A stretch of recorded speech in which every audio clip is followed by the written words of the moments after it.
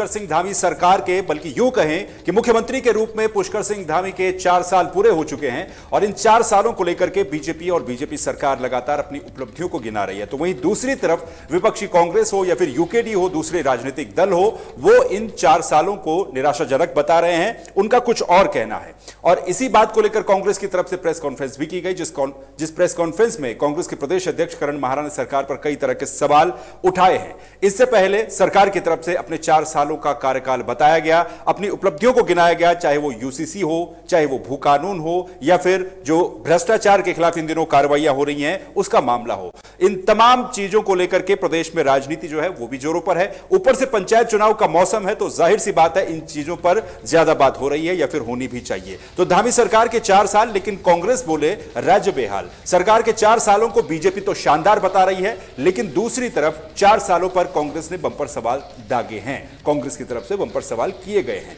इसके अलावा इन 4 सालों में क्या क्या उपलब्धियां रही हैं वो भी आपको बताएंगे और क्या उत्तराखंड में एक राजनीतिक स्थिरता आ गई है, क्योंकि एनडी तिवारी के बाद पुष्कर सिंह धामी वो मुख्यमंत्री बन गए जिन्होंने एक लंबा कार्यकाल पूरा किया है। हालांकि वो इस पूरे कार्यकाल को अगर पूरा कर लें तो उसके बाद उनके नाम भी एक और रिकॉर्ड दर्ज हो जाएगा, लेकिन कार्यकाल के मामले में पुष्कर सिंह धामी त्रिवेंद्र सिंह रावत से आगे निकल चुके हैं। तो ये तमाम चीजें हैं। अब कांग्रेस अपनी जगह आरोप लगा रही है। सबसे पहले करण माहारा का बयान सुन लेते हैं, कांग्रेस के प्रदेश अध्यक्ष। उन्होंने धामी सरकार के 4 सालों पर क्या कहा, उसके बाद चर्चा पर आएंगे। पलायन की स्थिति भयानक होते जा रही है। गांवों में लोग अपने आप को सुरक्षित नहीं महसूस कर रहे। एक तो रोजगार नहीं है, ऊपर से उनके आवाजाही की जो स्थिति है वो खराब है, स्वास्थ्य सेवाएं नहीं हैं और लगातार बादल फटने इत्यादि की घटनाओं से लोग परेशान हैं। अग्निवीर योजना के लागू होने के बाद पलायन में और तेजी आई है, गांव से लोग पलायन कर रहे हैं। हमारा प्रदेश, मैं कई बार आप सबके बीच में इस बात को कह चुका हूँ, महिला अपराध में हम पहले स्थान पर आज हैं 9 हिमालय राज्यों में। अंकिता भंडारी केस में पुलकित आर्या को भले ही सजा हो गई, लेकिन अभी तक वीआईपी का जो नाम है वो सामने नहीं आया है। बिटिया लिख के चले गई कि वीआईपी को एक्स्ट्रा सर्विसेज देनी है, लेकिन नहीं, कोई फर्क नहीं पड़ा। संतरेसा 14 साल की बच्ची, उधम सिंह नगर में नर्स, उत्तरकाशी में 4 ST/SC की बहन है। मैं बार बार गिनाता हूँ आपको। ऋषिकेश श्रीनगर में ममता जोशी बहुगुणा 14 साल की बच्ची के संग 1 साल तक मॉलेस्टेशन के केस में इनके मंडल अध्यक्ष चंपावत, मॉलेस्टेशन के केस में इनके मंडल अध्यक्ष सल्ट, ISBT में 13 साल की बच्ची का सामूहिक बलात्कार। लेकिन इसमें भी भारतीय जनता पार्टी ने चुनावी मौका ढूंढा है। मेरा आरोप है, एक माइनॉरिटी की 13 साल की बच्ची का रेप 5 लोगों ने किया, ना महिला बीजेपी दिखी, ना बीजेपी का संगठन दिखा। लेकिन नैनीताल में एक घटना घटी, उसमें पूरा बीजेपी का संगठन सामने आ गया। मतलब बलात्कार भी धर्म देख के न्याय होगा। तो 4 सालों के कार्यकाल पर कांग्रेस के प्रदेश अध्यक्ष करण माहारा ने प्रेस कॉन्फ्रेंस की और इस प्रेस कॉन्फ्रेंस में कई तरह के सवाल उठाए हैं, कई तरह के खिताब भी उनके द्वारा दिए गए। इन 4 सालों पर चर्चा करेंगे। चर्चा के लिए हमारे साथ हमारा पैनल इस समय जुड़ चुका है। बीजेपी से कमलेश रमन जी जुड़ चुकी हैं, बीजेपी प्रवक्ता। बहुत बहुत स्वागत है कमलेश रमन जी आपका। कांग्रेस से शांति प्रसाद भट्ट साहब है, आपका भी बहुत बहुत स्वागत है। यूकेडी की प्रवक्ता मीनाक्षी घिड़ियाल जी हैं, आप तीनों का बहुत बहुत स्वागत है। सबसे पहले कमलेश रमन जी आपसे ही शुरुआत कर लेते हैं। होल्डिंग बैनर्स, अखबारों में इश्तिहार, 4 साल का कार्यकाल पूरा हो चुका है आपका, और ये उत्तराखंड में एक यूनिक बात भी है कि कोई सरकार या फिर कोई मुख्यमंत्री के तौर पर एक लंबा कार्यकाल पूरा करे। कम से कम पुष्कर सिंह धामी ने वो एक माइलस्टोन तो पार कर दिया है। अब सवाल यह है कि आप 4 साल की उपलब्धियां गिना रही है, लेकिन कांग्रेस के प्रदेश अध्यक्ष को आपने सुना, वो आपकी नाकामियों को गिना रहे हैं, बल्कि वो खिताब दे रहे हैं, चाहे वो बेरोजगारी हो या फिर भ्रष्टाचार हो, महिला अपराध हो। इन तमाम मामलों को लेकर के क्या कहेंगे? कांग्रेस के खट्टे अंगूर हो चुके हैं, उनको कुछ दिखाई नहीं देता। कांग्रेस की अतृप्त आत्माएं हैं जो उनको तृप्ति नहीं हो पाती है। चाहे कितना विकास यहाँ पर पुष्कर सिंह धामी जी कर ले, भारतीय जनता पार्टी की सरकार कर ले, मुझे लगता है कि कांग्रेस तृप्ति नहीं होगी। और कांग्रेस अपने चश्मे से देखती है। कांग्रेस जब आरोप लगाती है तो वो ये नहीं देखती कि वो आरोप किस प्रकार का लगा रहे हैं। उन्होंने अभी मैंने सुना कांग्रेस के प्रदेश अध्यक्ष कह रहे थे ये शोषण हुआ है महिलाओं का। हाँ, मैं मानती हूँ इस बात को कि शोषण जो हुआ है, लेकिन वो जेल की सलाखों के पीछे गए हैं, उनको सजा होने का काम हुआ है। जो लोग गलत कृत्य करते हुए पाए गए हैं उनको धामी सरकार ने अपना जो सख्त कानून बनाया उसके तहत उनको जेल की सलाखों के पीछे भेजा। कांग्रेस के किस नेता को जेल में भेजा जब उनके कार्यकाल में लड़कियां छेड़ी जाती थी या शोषण होता था? कहीं पर भी किसी भी विभाग में या कहीं भी, मैं अगर आपको कहोगे तो मैं नाम भी बता दूंगी कहां कहां पर हुआ करता था। जब भट्टी में पूरा लड़की को जला दिया गया तब कांग्रेस नहीं चेती थी, लेकिन आज कांग्रेस सिर्फ आरोप लगाएगी। मैंने कहा कि इनकी अतिरिक्त आत्माएं हैं जिनको विकास दिखाई नहीं देता। पुष्कर सिंह धामी जी ने 4 साल जिस तरीके से इस प्रदेश को नई पहचान देने का काम किया, जो निर्णय लेने का काम किया, उसमें अगर मैं बात करूं नकल विरोधी कानून की, तो आज हमारे बच्चे पारदर्शिता से अपनी परीक्षाएं दे रहे हैं और एक परीक्षा नहीं 2-2 परीक्षाएं पास कर ले रहे हैं, 3-3 परीक्षाएं पास कर ले रहे हैं। अगर मैं बात करूं धर्मांतरण की या लैंड जिहाद, थूक जिहाद, अगर मैं बात करूं आज भू कानून की, तो इतना सख्त भू कानून आज बनाने का हमारे प्रदेश के अंदर काम, एक पहचान मिली जिसकी लड़ाई लंबे अरसे तक हमारे लोग लड़ रहे थे, भू कानून उन्होंने देने का काम किया। अगर मैं अपनी मातृ शक्ति की बात करूं तो स्वयं सहायता समूहों के जरिए आज हमारी महिलाएं होम स्टे चला रही है पहाड़ों के अंदर। अभी उन्होंने पलायन की बात करी थी, आपने अभी कहा कि पलायन हो रहा है, तो पलायन को रोकने के लिए पुष्कर सिंह धामी जी ने होम स्टे के जरिए इतने सुंदर सुंदर गांव बनाने का काम किया है। लोग गांव गोद ले रहे हैं और गांव को सुधार भी रहे हैं, जिसमें सारा पोर्ट भी और उसके अगल बगल के और गांव भी हैं। और जो लोग हैं जो पलायन करके चले गए थे वो हमारे प्रदेश में वापस आ रहे हैं और यहाँ पर अपना स्वयं का रोजगार कर रहे हैं। इसमें सरकार उनकी मदद कर रही है। शांति प्रसाद भट्ट जी मुस्कुरा भी रहे हैं, उनसे जवाब ले लेते हैं। शांति प्रसाद भट्ट जी, कमलेश रमन का ये कहना है कि भाई आरोप कांग्रेस इसलिए लगा रही है क्योंकि उनको तो तृप्ति ही नहीं होती है चाहे कितना भी विकास कर लो। हाँ, वो तृप्ति नहीं होती, बिल्कुल जी। भट्ट जी अच्छा, मैंने चौहान जी, मैंने अपनी बहन के बीच में एक शब्द नहीं बोला, मैंने रोका टोका। बिल्कुल। मैं इनसे उम्मीद करता हमारे बीच में नहीं बोलेंगे। मैं अपनी बात को शुरू कर रहा हूं अदम गौंडवी साहब के एक शेर से। तुम्हारी फाइलों में गांव का मौसम गुलाबी है, मगर ये आंकड़े झूठे हैं, ये दावे किताबी हैं। तुम्हारी मेज चांदी की, तुम्हारे जाम सोने के, यहां जुम्मन के द्वार में आज भी फूटी रकाबी है। आप देखिए ना, मैं आपको एक हिंदुस्तान अखबार की कटिंग, आप देखिए, ये 2 बहनें हैं जी, और एक बहन को लाठी पाकर अस्पताल ला रही हैं, कंडी पर डंडी पर उठाकर। ये देखिए, अगर आप विजुअल दिखा सकें, ये देखिए, कंधे पे लाद कर ला रही थी गर्भवती को, रास्ते में दिया बच्चे को जन्म। ये इनके स्वास्थ्य का हाल है जी। ठीक है जी। अब मैं आ रहा हूं शिक्षा पर। शिक्षा 2 प्रमुख चीजें हैं।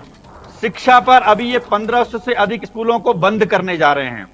भारत का संविधान अनुच्छेद 22, जो हमको फंडामेंटल राइट देता है, उसका अनुच्छेद 21 क कहता है कि शिक्षा का अधिकार 6 से 14 वर्ष के लिए, ये हमारा फंडामेंटल राइट है, मूलाधिकार है। और ये सरकार स्कूलों को रही है, संविधान को तोड़ना मरोड़ना जानती है ये सरकार, संविधान को नष्ट करना जानती है। तो इसका हाल ये है, मैंने हाल एक पिक्चर से आपको बता दिया, डिटेल में जाऊंगा तो सब सेंटर तक ताले लगे पड़े हैं, इतना समय शायद आपके पास भी नहीं होगा। नहीं तो मैं फेरिस्त बता दूंगा संयुक्त चिकित्सालय से लेके सब सेंटर तक की। चलिए इस पर डिटेल से आएंगे। शिक्षा का आपने गिनाया और जो अभी मेरे अध्यक्ष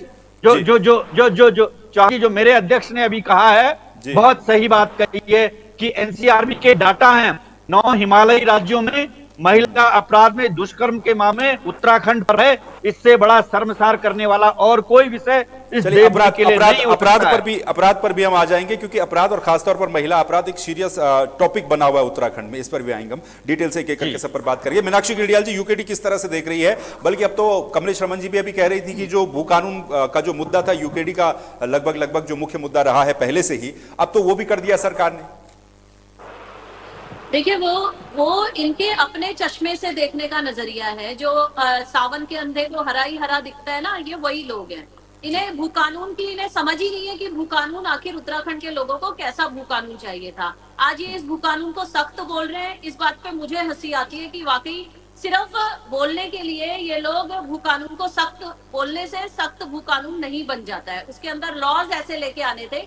और दुख की बात यह है कि 25 वर्षों का राज्य अपना स्वयं का एक भू कानून अधिनियम कोई यहाँ पर लागू नहीं कर सका। हम आज भी उत्तर प्रदेश जमींदारी अधिनियम के ऊपर संशोधन करने पे लगे हुए हैं। तो ये तो रही बात भू कानून की। बाकी ये जो बड़े बड़े जुमलेबाजी कर रहे हैं, इनकी मैं एक आंकड़ा देना चाहूंगी कि जी। एक ऐसी सरकार जो प्रचार में 700 करोड़ तक रुपए खर्च कर देती है, जो कई करोड़ों रुपए मीडिया कंपनियों को गिफ्ट की तरह बांट देती है, और वो भी उस राज्य में जहां पर कई हजार 94,000 करोड़ का कर्जा जिस राज्य के ऊपर है, वहां पर आखिर इतने करोड़ों के प्रचार की क्या आवश्यकता है? आप ये सोचिए, जो ये बात कर रही हैं कि गांव गोद ले लिए गए, उन गांव की क्या हालात है वो मुझे बताने की जरूरत नहीं है। अगर ये गोद लिए हुए गांव को इन्होंने एक बार नजर भर के देखा होता तो इन्हें समझ आ जाता कि गांव गोद लेने वाली बात करना भी शर्म की बात है जो ये लोग कर रहे हैं। इतना इतना दोगलापन इन लोगों के अंदर है कि किस प्रकार से ये महिला अपराध को भी, महिलाओं को भी ये पार्टियों में बांटते हैं कि कौन सी महिला और जाति धर्म में बांटते हैं। तो इस प्रकार के तो ये सरकारें हैं जो सिर्फ जुमलेबाजी पे चल रही हैं और असल में धरातल पे नील बटे सन्नाटा इनका हाल है। धरातल पर नील बटे सन्नाटा करे। कमलेश रमन जी, जो मैं समझ पाया हूं दोनों की बातों से, खासतौर पर मीनाक्षी ने जो डेटा बताया कि भाई 7,000 करोड़ रुपए आप विज्ञापन पर खर्च कर चुके हैं, जो उपलब्धियां आपने गिनाई हैं या पिछले 5-6 दिनों में जो अखबारों में छप रही हैं, तमाम जगहों पर छप रही हैं, इन दोनों की बातों से ये लगता है, यूकेडी और कांग्रेस की बात से, तो क्या ये कहीं सब हवा हवा तो नहीं है? बात तो आपने कर दी, दावे भी कर दिए, ये कर दिया वो कर दिया, लेकिन अभी भू कानून का उन्होंने गिनाया कि सख्त नहीं बनाया। शांति प्रसाद भट्ट जी ने महिला सुरक्षा को लेकर के सवाल उठाए, और महिला सुरक्षा में ज्यादातर नेता पिछले कुछ दिनों में आपकी खुद की पार्टी के हैं। बिल्कुल, देखिए बात भी कौन कर रहा है? जो देहरादून में बस गए आकर के, पहाड़ छोड़ करके वो पहाड़ की तकलीफ बता रहे हैं, वो उत्तराखंडियत की बात कर रहे हैं, वो कह रहे हैं कि उत्तराखंडियत को आगे बढ़ाना चाहिए। क्या ऐसे लोग उत्तराखंड को आगे बढ़ाएंगे जो खुद देहरादून में हो, जो अपने बच्चों को यहीं शिक्षा प्राप्त करा रहे हो, जो अपने बच्चों को नौकरी भी यहीं चाहते हो, यहीं पर चाहते हो? इनको मुझे लगता नहीं है कि भारतीय जनता पार्टी की सरकार का कार्य कहीं दिखाई पड़ता होगा। और यूकेडी को खासकर, जिसको जनता ने कभी चाहा ही नहीं, जिसको जनता ने धीरे से नकार दिया, जिनके मीनाक्षी जी एक मिनट प्लीज। देखिए, अब ये इतनी तकलीफ में है, यूकेडी हमारी इतनी तकलीफ में है क्योंकि इनको पता है ये बेचारे दंश झेल रहे हैं बरसों से कि हमारा कोई विधायक आ जाए, हमारा कोई मेंबर आ जाए, एक पार्षद, एक मिनट मीनाक्षी जी, एक सेकंड, एक पार्षद तक और ये बात आपने कहा देहरादून में आ गए, बताइए लोग तो ऐसे तो पूरा आधे से ज्यादा पहाड़ देहरादून में आ जाए क्योंकि वहां पर फैसिलिटी नहीं है। ये तो एक तरीके से आप खुद बता रहे हैं कि सरकार कुछ काम नहीं कर पाए तो पहाड़ छोड़ करके लोग देहरादून आ गए। पहाड़ में नहीं रहते ये लोग पहाड़ में नहीं रहते, केवल देहरादून में बैठ करके उत्तराखंड की बात करते हैं, केवल ये यहाँ की। अरे हम तो यही रहते थे भाई, शुरू से हम तो उत्तराखंड में ही रहते हैं, हम शुरू से उत्तराखंड में ही रहते हैं। लेकिन आप आकर के उत्तराखंड की बात करेंगे, उत्तराखंड के गाँव की बात करेंगे। अब सरकार अगर होम स्टे बना करके पलायन को रोक रही है, एक मिनट मीनाक्षी जी, अरे एक मिनट, आपके चिल्लाने से एक एक करके बोलिए। देखिए, एक एक करके बोलिए। अगर आप तीनों एक साथ बोलेंगे तो आवाज किसी को नहीं सुनाई देगी और किसी की आवाज स्पष्ट नहीं जा पाएगी। एक एक करके हम सच बोलते हैं। चलिए मीनाक्षी जी, एक एक करके पहले कमलेश की बात सुन लीजिए, उसके बाद आएंगे आपके पास। जी बताइए कमलेश जी, बहुत कम शब्दों में। इसीलिए जनता ने नकारा है। अगर सरकार काम नहीं करती, सरकार के जो पलायन किए हुए लोग जो बाहर गए थे वो यहाँ पर जो रिवर्स कर रहे हैं, जो यहाँ रिवर्स कर रहे हैं, लोग आकर के जो रिवर्स कर रहे हैं, जो उत्तराखंड में वापस आ रहे हैं, अपना रोजगार कर रहे हैं स्वयं सहायता समूह के जरिए, या मैं ये कहूँ कि वो अपना पशुपालन का काम कर रहे हैं या खेती बाड़ी कर रहे हैं, तो वो पलायन को रोकने के लिए एक अच्छी पहल पुष्कर सिंह धामी जी ने की, जो इसको बर्दाश्त नहीं हो रही। लेकिन कमलेश रमन जी, इसकी हकीकत भी मैं आपको बता देता हूँ। कमलेश रमन जी सुन लीजिए, पहले सुन लीजिए, इसकी मैं आपको हकीकत भी बता देता हूँ। जो आप कह रहे हैं कि लोग रिवर्स पलायन कर रहे हैं, सरकार की योजनाएं, किसी को ट्रैक्टर मिल रहा है, किसी को पशुपालन मिल रहा है, 100 में से 1 या 2 लोग ऐसे होंगे जो उसमें सफल हो रहे हैं। आधा से ज्यादा लोगों के सामने पहाड़ जैसी चुनौतियां बनी हुई है अपना स्वरोजगार करने के लिए भी। हकीकत है मुख्यमंत्री घसियारी कल्याण योजना कितने जिलों में, कितने विकास खंडों में इसका फायदा मिल रहा है, किसी को कुछ पता नहीं है। बाकी जो तमाम तरह की योजनाएं, इनको धरातल पर उतारना बहुत मुश्किल है।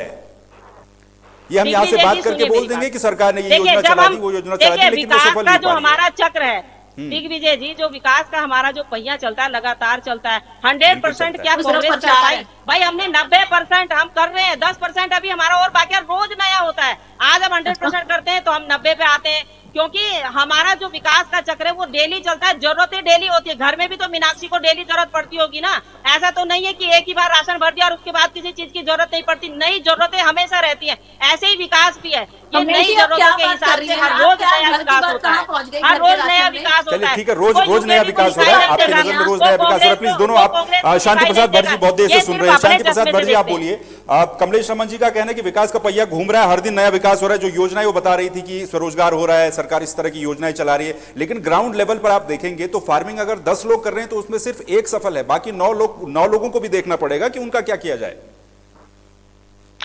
देखिए चौहान जी, ये जो सरकार है ना, धामी की सरकार, ये कर्ज लेकर घी पीने वाली सरकार है। 1 लाख करोड़ का कर्ज इस सरकार ने लिया है अभी तक। तनख्वाह और पेंशन देने के लिए सरकार के पास पैसे नहीं है। अगर मैं डाटा आपके सामने रखूं तो 15-16 में 25,000 करोड़ का कर्ज था और 24-25 में यही 1,20,000 करोड़ का कर्ज हो गया है और 1,000 करोड़ खुले बाजार से लेने की बात चल रही है। लिया या नहीं ये मैं अभी कह नहीं सकता हूं। बात सरकार की भी नहीं है, बात संवेदनशीलता की है, बात बेरोजगारों की है, बात प्रदेश को कर्ज के बोझ तले की है, बात जो है नौकरियों की है। इन नौकरियों में आप देखेंगे 78,000 सरकारी पद अभी भी खाली हैं जो ये सरकार नहीं भर पा रही है।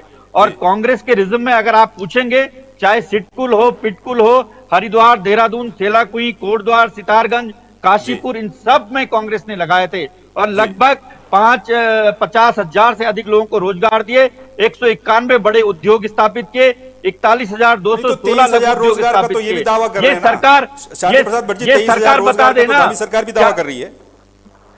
अब ये सर आंकड़े ये कहाँ बता से लाते दें, हैं कांग्रेस का हमें पता नहीं है। इन्होंने ये हम 4 नहीं समझ साल में पाते ये कि बता दे कांग्रेस कौन के से। आंकड़े आते कहाँ से हैं। अरे आपको कुछ सरकार समझ में नहीं कमलेश जी आता। सुनिए, आपको पहले उनकी बात, देखिए, शांति प्रसाद जी की बात सुन लीजिए। ये गलत बात जी, है। जी, जी, जी।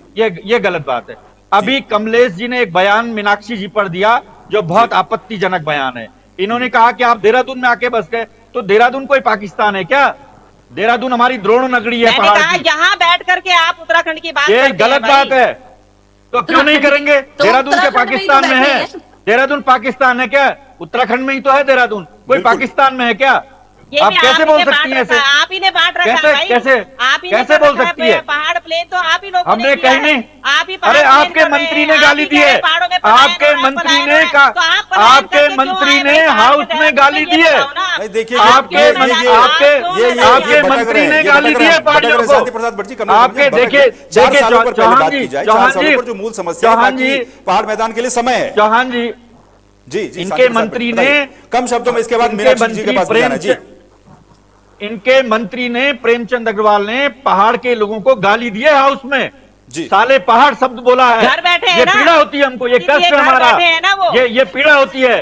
घर हमने बिठाया है, ऑपोजिशन के दबाव में घर बिठाया है। अभी तो और भी बैठेंगे, अभी तो अरे आए भाई, थे चलिए, अगर ठीक है, आप चलिए, ठीक है, ठीक है, शांति प्रसाद भट्ट जी 5 दोबारा मंत्री आएंगे। पद खाली हैं, अभी तो पूरी सरकार को घर बिठाएंगे।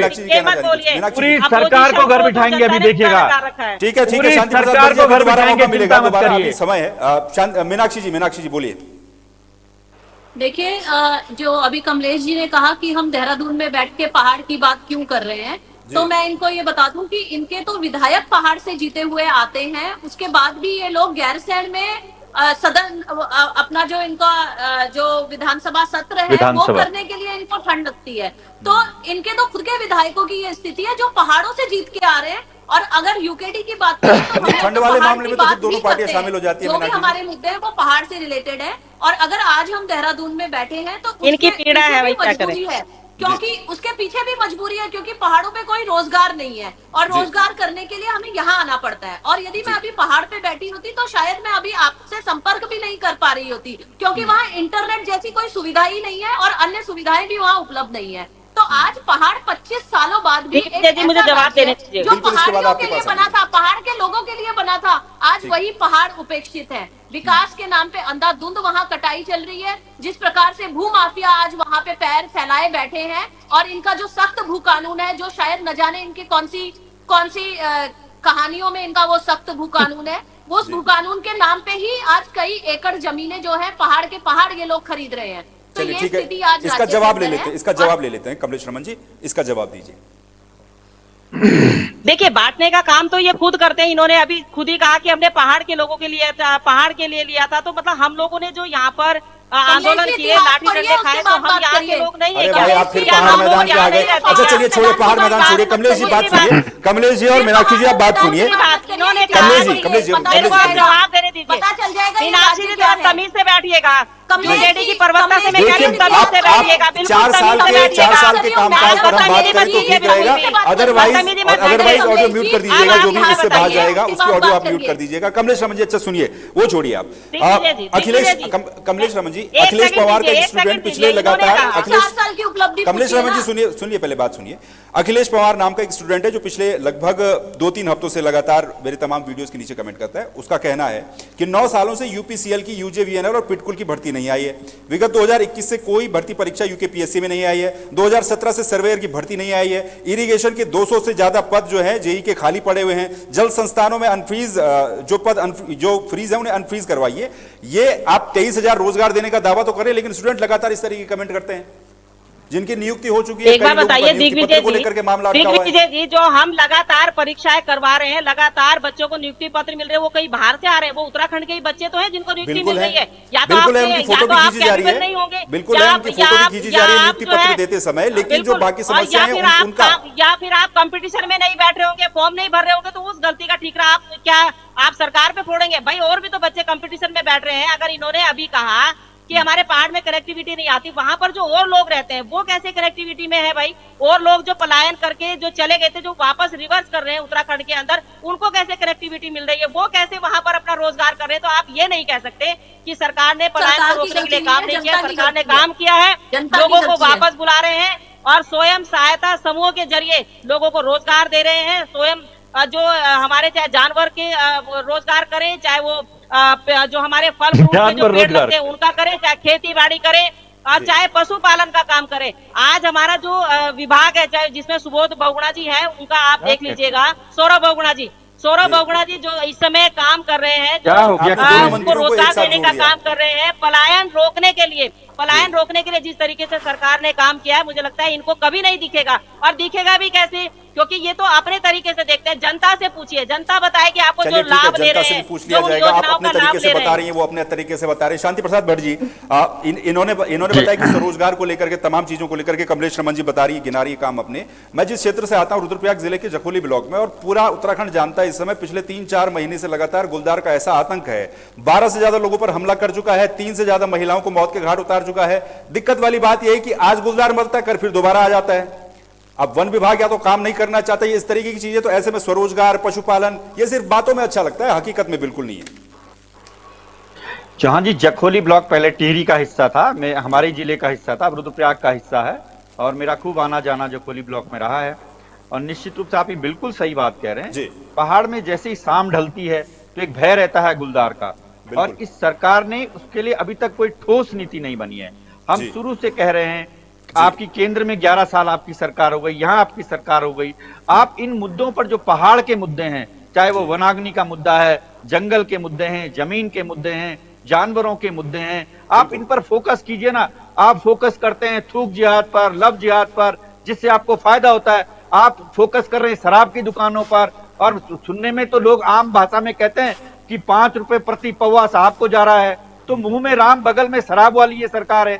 जगह जगह शराब की दुकानें खोल दी है, पवित्र नगरियों में भी शराब की दुकान खोल दी है। तो इस सरकार से आप क्या, किस तरह का क्या चाल और चरित्र इस सरकार का है, वो देख रहे हैं। और जैसे मेरे अध्यक्ष ने अभी पूरी फेरिस्त गिनाई, अंकिता भंडारी हत्याकांड से लेके, अल्मोड़ा के सल्ट के मंडल अध्यक्ष से लेके, हरिद्वार के बहादुराबाद के शांतर नगर से लेके, जो इनका एक ओबीसी का नेता है सैनी, नैनीताल के भाजपा लाल कुआं के नेता हैं, लंबी फेरिस्त है इनके नेताओं की महिलाओं के यौन शोषण के अपराध में।